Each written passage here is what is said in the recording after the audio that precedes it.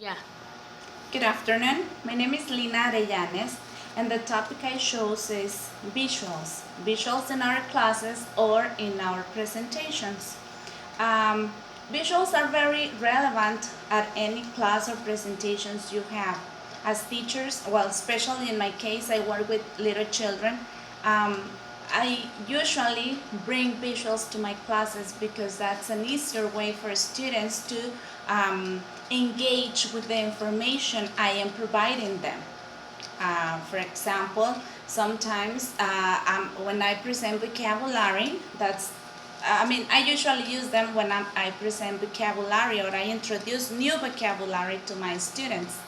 In those cases, it's easier for me to say the word and just show the picture. That's the easiest way for my students to remember the words, in my opinion. According to Jeremy Harmer, he says that there are many activities we can use through visuals. For example, there are some discussion activities.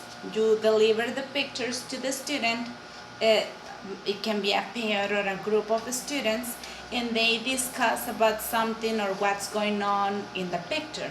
Okay, there are many things you can do in that case because some students can ask and answer questions. That's like the most common in my opinion. Another activities we can do with visuals, according to Jeremy Harmer, say those are communicative games. You provide the pictures, and in a way students work with them, each others.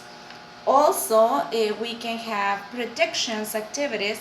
Students are going to see the picture and they're going to say what happened before or what is possible to happen later according to the image or the information the picture provides.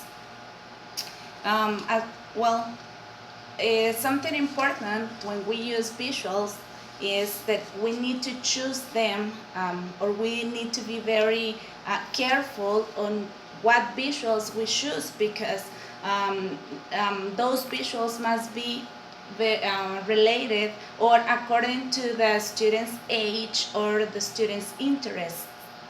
Um, if we choose the correct visuals, we're going to save a lot of words, but also students will improve the language better, in my opinion. I'm going to tell you a very short tale. Hope you understand what I want to tell you and what I want to say through these words. There was this little girl. She used to live with her mom and dad. She was around 7 years old, and she loved her grandma very much. So her mom used to cook for for her mom and the little girl's grandma, and the little girl used to take that food to her grandma. But in order to do that, that little girl had to cross the woods to arrive to the grandma's house. So she used to do this very often, 3, 4 times a week. So this day, the little girl was walking to her grandma's house, but then there was an animal, and the animal saw her, and he saw the food, and he saw the girl. So he followed the girl, but he tried to arrive earlier or before the girl to the house, to the grandma's house. So when he entered the house, he ate the grandma. Oof, he ate the grandma. So when the little girl arrived, this animal pretended to be the grandma. So when the girl saw the animal, she was like, Grandma, why do you have those big eyes? And Grandma, why do you have that big mouth? So the little girl felt something was going on in that room with the grandma. So she tried to escape. When she tried to escape, this animal followed her, and he ate her. He ate her too. So fortunately, there was a boy, an old man or a boy, someone, a man in the woods, and he heard the noises So he found out the wolf, and he killed the animal. He opened the stomach, and he took out the grandma and the little girl. So that was the end of the story. Did you understand what I said? Was it difficult to understand me? Well, maybe I didn't use the proper words. But what about if, instead of saying all those words, what if I just show you a picture? Okay, look at this picture. I think that just by looking at the picture, you'll find out what's the tail or what's the name of the tail. Okay, so yes, I am talking about Red Riding Hood in the woods. Okay, and the wolf. So as you can see, here she is. She's walking through the woods. She's going to the grandma's house. She's taking some food in the basket to the grandma. So she's like very happy walking in the woods, through the woods, right? Well, then she arrives to the grandma's house, and she's like very surprised. Look at her face. She's surprised because she was wondering what happened to my grandma. Why does she have those eyes and that mouth? She looks strange, right? The grandma, look at it, the grandma.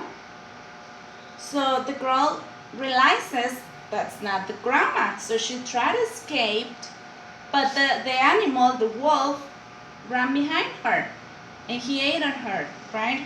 So as you can notice, it's a lot much more easy. It's easier to understand the tale I'm talking about if I'm using some pictures. That will be easier. So if a tale is easier to understand or identify using pictures, just imagine a class. A class will be easier using them. I usually use flashcards in my classes. Sometimes I bring some old newspapers or magazines, or I ask my students to bring them, and we do activities with those cutouts. Students like it. Students really enjoy using pictures and cutouts in the classes. So please, let's use a lot of pictures. I want to share some facts, information about the usage of images or pictures in the classes. For instance, I have this one, and it says photos or pictures and videos too get over 100% more engagement to the audience. It means to the students in your class or to the audience in your presentations. So 100% more, that means a lot, right? That's good. Also, it says that visuals increase retention in the students by 42%. So let's do it. And finally, the last picture I have, the last visual I have, says the human brain processes visual information 60,000 times faster than text. So as you can see, visuals are very important and useful in our classes.